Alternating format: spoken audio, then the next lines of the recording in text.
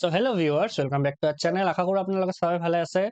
So আজিৰ ভিডিঅ'ত আমি 4500 LPUP আপডেট আৰু কালি আপোনালোকে জানে যিহেতু CM ছাৰে 9টা বজাত লাইভ আহিছিল, আমি এটা পোষ্ট দিছিলোঁ ইউটিউবত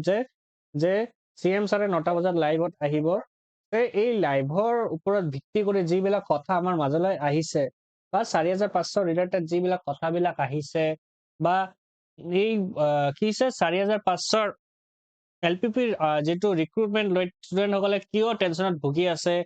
সিহঁতৰ কি কৰণীয় কাম, গোটেইবিলাক আজি আমি এই ভিডিঅ'ৰ জৰিয়তে আপোনালোকক বুজাই দিবলৈ চেষ্টা কৰিম। সো আপোনালোকে ভিডিঅ'টো লাষ্টলৈকে চাব আৰু লাষ্টত আমি গোটেইবিলাক যে CM ছাৰে লাইভত আহি কি কৈছিল এইটো এড কৰি দিম। সো আপোনালোকে এইটো চাব, ঠিক আছে। সো বলক আমি ভিডিঅ'টো ষ্টাৰ্ট কৰোঁ। সো আজিৰ আমাৰ ফাৰ্ষ্ট টপিকটো হৈছে যে এতিয়া কি হ'ব আমাৰ 4500 LPP ৰিক্ৰুটমেন্টত। যেহেতু কালি CM ছাৰে লাইভত আহিছিল, সো এই লাইভৰ ওপৰত ভিত্তি কৰি বহুত কেইটা আমাৰ মাইণ্ডত কনফিউজনৰ ক্ৰিয়েট হৈছে। সো এই কনফিউজনৰ ওপৰত ভিত্তি কৰি ষ্টুডেন্টসকলৰ মাইণ্ডত এটা কথা আহিছে যে এতিয়া কি হ'ব 4500 LPP ৰিক্ৰুটমেন্টৰ। 2 নম্বৰ, ভেৰিফিকেশ্যন কেতিয়া অহাৰ সম্ভাৱনা আছে। ঠিক আছে, যেহেতু এতিয়ালৈকে আমাৰ জেনাৰেল ভেৰিফিকেশ্যন ষ্টাৰ্ট হোৱা নাই, সো ভেৰিফিকেশ্যন কেতিয়া অহাৰ সম্ভাৱনা আছে এইটো এটা বহুত ইম্পৰ্টেণ্ট টপিক, এইটো আজি আলোচনা কৰিম। 3 নম্বৰ, যে কেণ্ডিডেটসকলৰ কি কৰিব লাগিব বা কেণ্ডিডেটসকলৰ এতিয়া কৰণীয় কি কাম আছে 4500 LPUP ৰিক্ৰুটমেন্ট ৰিলেটেড হৈ, ঠিক আছে।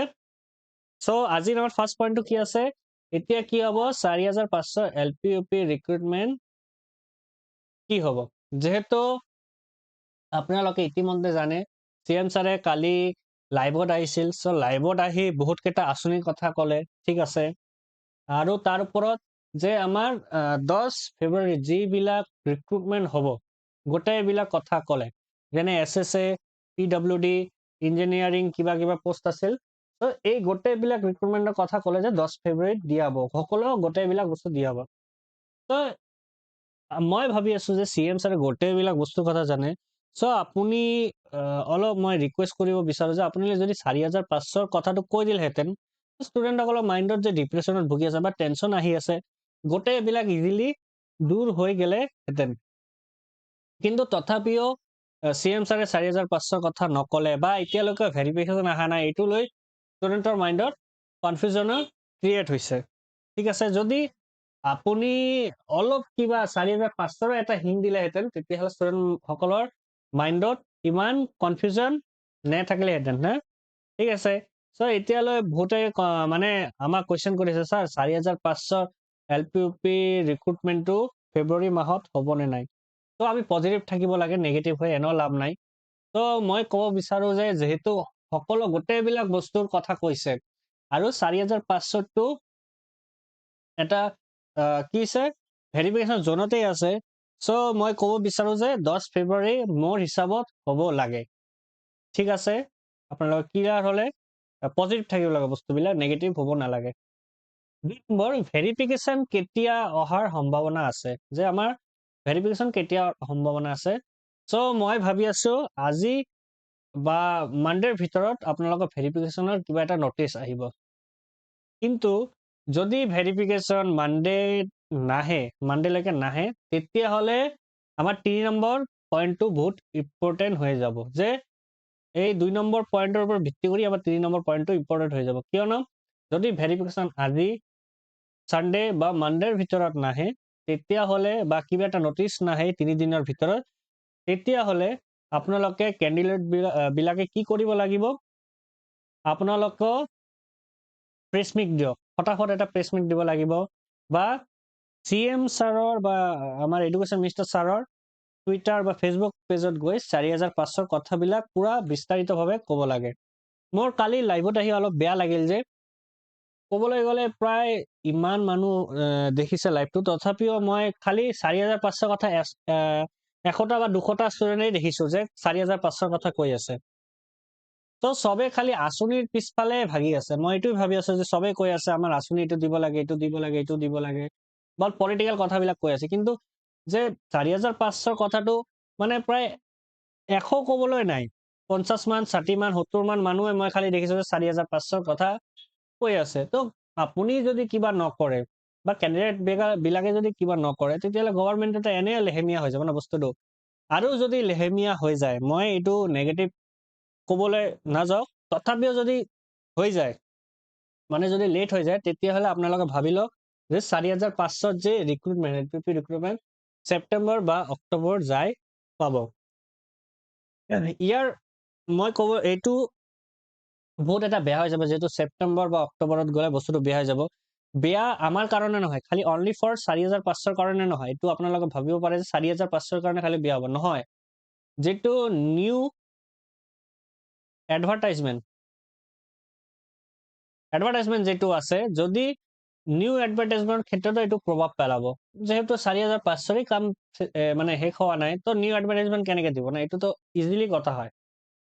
ঠিক আছে সো নিউ এডভাৰটাইজমেন্ট যিবিলাক আছে সেইবিলাকত 4500 কথাবিলাক তুলি ধৰিব লাগে যে যদি আমাৰ 4500 কামবিলাক আপুনি ফটাফট কৰি দিয়ে তেতিয়া আমাৰ নিউ এডভাৰটাইজমেন্ট বিলাক আহিব সো আশা কৰো আপোনালোকৰ মাইন্ডত যেটো কনফিউজন আছিল মই দূৰ কৰি দিবলৈ সক্ষম হৈছো মই লাষ্টলি ক'ব বিচাৰো যে আপোনালোকে নেগেটিভ হ'ব নালাগে এতিয়াও টাইম আছে আপোনালোকে কিবা কিবি ইএম ছাৰৰ লগত বা এইটো সিএম ছাৰৰ লগত যতে লগ হয় আপোনালোকে এটা এপ্লিকেশন লিখি তাতে দিব লাগে বা কথাবিলাক ভালকে ক'ব লাগে ঠিক আছে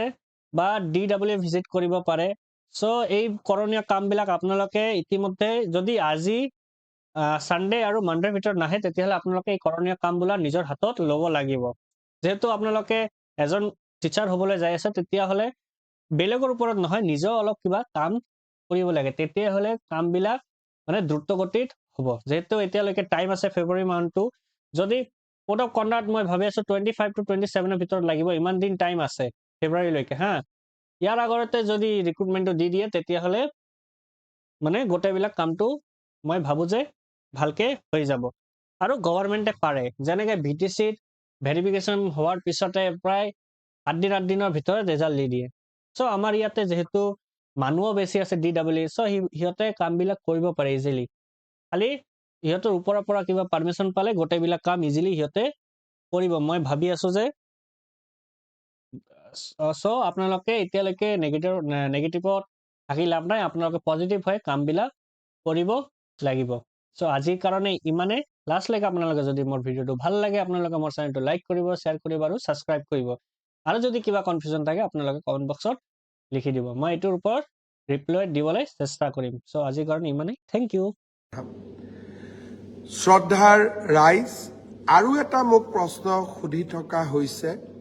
যে PWDৰ এছিষ্টেণ্ট ইঞ্জিনিয়াৰ জুনিয়ৰ ইঞ্জিনিয়াৰ সকলৰ নিযুক্তি কেতিয়া হ'ব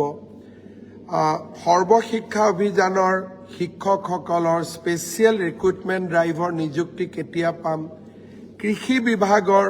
নিযুক্তি আমি assistant agriculture officer agriculture development অফিচাৰৰ আমি নিযুক্তি কেতিয়া পাম চৰকাৰী অধিবক্তাসকলৰ নিযুক্তি কেতিয়া পাম public prosecutor assistant public prosecutor additional public prosecutor মই আপোনালোকক বিনম্ৰতাৰে সৈতে জনাব খোজো যে অসম চৰকাৰৰ সকলো নিযুক্তি অহা 10 ফেব্ৰুৱাৰীৰ ভিতৰত আমি সামৰণি মাৰিম